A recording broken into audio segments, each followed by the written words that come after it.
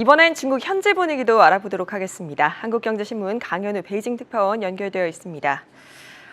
코로나 재확산에 봉쇄됐던 상하이가 공장 재가동 계획을 내놨는데 예상보다 큰 기대감은 없는 분위기라고요. 중국은 상하이 지역 자동차, 반도체, 바이오약 산업들을 중심으로 666개의 화이트 리스트를 내놨습니다. 당국이 요구하는 방역 기준을 맞추면 생산을 재개할 수 있는 기업들의 리스트입니다. 숫자로는 자동차 기업이 37%, 의약이 27%, 반도체가 12%, 에너지가 10%를 차지합니다. 하지만 이 기업들이 실제로 생산 현장에 투입할 수 있는 직원 수가 워낙 적은 데다 물류가 마비돼 원재료와 부품을 조달하기 어려운 상황은 지속되고 있습니다. 완전 정상화까지는 상당한 시간이 걸릴 전망입니다. 완성차 공장이 가동을 한다 해도 협력업체들이 계속 일을 못하는 상황이면 특정 부품이 없어서 생산 라인을 멈추는 사태가 반복될 수밖에 없습니다. 상하이 생산재개 방역 기준의 핵심은 공장을 가동하는 직원들을 외부와 차단하는 폐쇄 루프 시스템을 마련하라는 것입니다. 그런데 화이트리스트를 내놓기 이전부터 상하이의 대규모 공장 상당수는 이미 폐쇄 루프 방식을 운영해 왔습니다. 지침은 또 공장 내 생산 설비, 사무실, 숙소, 창고와 같은 각 지역들을 철저하게 구분해 관리도 하도록 했고요. 모든 직원은 매일 2차례 오전과 오후에 코로나19 검사를 받도록 했습니다. 이런 조건들을 갖추지 못한 기업은 생산 재개를 하지 못하게 한다는 내용에다가 문제가 생기면 기업이 책임져야 한다는 내용도 포함되어 있습니다.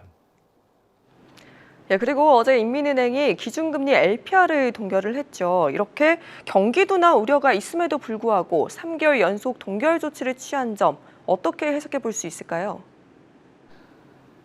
중앙은행인 인민은행은 어제 4월 1년 만기 대출 우대금리 LPR이 3월과 같은 연 3.7%로 집계됐다고 발표했습니다. 주택담보대출 기준인 5년 만기의 LPR도 4.6%로 유지했습니다. LPR은 명목상으로는 18개 주요 은행의 최우량 고객 대출금리의 평균치입니다. 중국은 2018년부터 LPR을 기준금리로 활용하고 있습니다. 실제로는 인민은행이 매월 15일께 정책자금인 1년 만기 중기유동성 지원 창구 MLF의 금리를 결정하고요. 20일에 LPR도 그 추세를 따라서 나옵니다. 그래서 인민은행이 LPR을 사실상 결정하는 구조입니다. 인민은행은 작년 12월과 올 1월 2달 연속으로 1년 만기 LPR을 인하했고요. 1월에는 5년 만기도 내렸습니다. 하지만 2월부터 이번 달까지 석 달 내리 동결했습니다. 인민은행은 지난 15일 MLF 금리를 동결하면서 기준금리 동결도 예고했습니다. 그 대신 은행 지급준비율을 0.25%포인트 인하했습니다. 이를 통해서 5,300억 위안의 장기 유동성을 공급하는 효과를 낼 것이라고 밝혔습니다. 중국은 작년 7월과 12월에도 지준율을 내렸었는데요. 당시 0.55%포인트씩 내린 것에 비하면 이번 인하폭은 상대적으로 적습니다. 그런 측면에서 중국이 경기 부양에 너무 소극적인 것 아니냐는 지적도 나옵니다. 중국이 연초 목표로 제시한 5.5% 성장은 이미 어려워졌다는 관측이 우세해지고 있습니다. 국제통화기금 IMF는 어제 세계 경제 전망을 발표하면서 중국의 올해 성장률 전망치를 기존 4.8%에서 4.4%로 내렸습니다.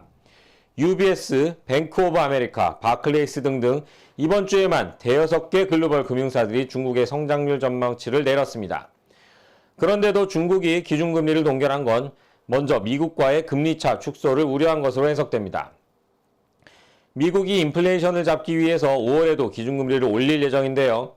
이런 가운데 중국이 금리를 내리면 외국인 자금이 빠르게 유출될 수 있습니다.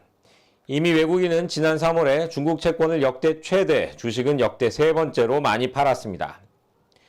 다만 중국이 이렇게 신중한 건 중국 지도부가 보기엔 아직까지 버틸만 하기 때문이라는 시각도 있습니다. 아직 들고 있는 카드가 많기 때문에 금리 인하 대신 중소기업 대출 지원 같은 미세 조정을 당분간 이어갈 것이란 예상도 나옵니다. 지금까지 베이징에서 한국경제신문 강현우입니다. 고맙습니다.